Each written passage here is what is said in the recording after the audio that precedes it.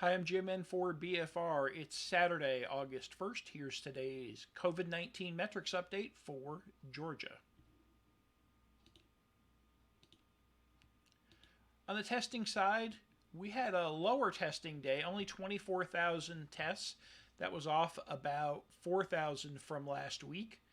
And we had a slightly higher percentage of antibody tests as well. Now, just to remind people, the antibody tests don't count as far as the cases per day, but it is nice to know and see the tracking of that. So we keep that on the radar. That's shown on that blue chart in tests reported per day in yellow. And as I said, that does not count against the percentage of new cases versus tests.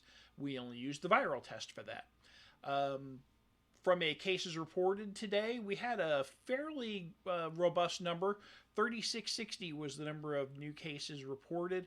And doing the math of the 20-something thousand tests and the 3,660 cases, that gives us a new case percentage positive of 17.1, or a test percent positive of 17.1, which is fairly high for what we see. So that is one of the higher numbers we've seen over the last month or two, and we will keep that in mind. It is fairly typical of days when there seems to be a testing backlog or there is a higher number of infections coming on. So we will watch for that and see how the numbers move throughout the day and throughout the next few weeks, I should say.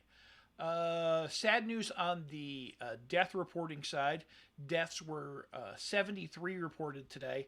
That's up more than, that is up actually 20 reports versus last week. And interestingly, now we're really into this phase where we had a high number of cases over the last really 30 days or so. And we're starting to see the death reports ramp up from that.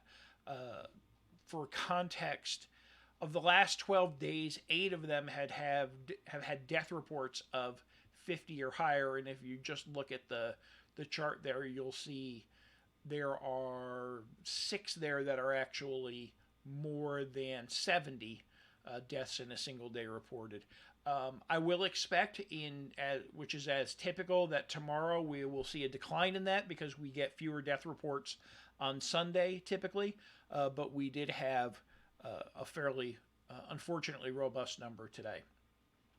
One of the better numbers we had today was the the active hospitalizations.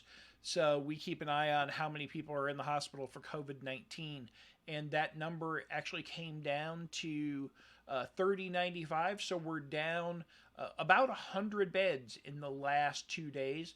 That is positive to see, and hopefully that will continue to trend down. Now, weekends do tend to go down versus weekdays. Don't know if we're seeing a trend just because it's the weekend or if we're seeing a trend because of fewer cases. It'll take us till mid next week or so to sort through that.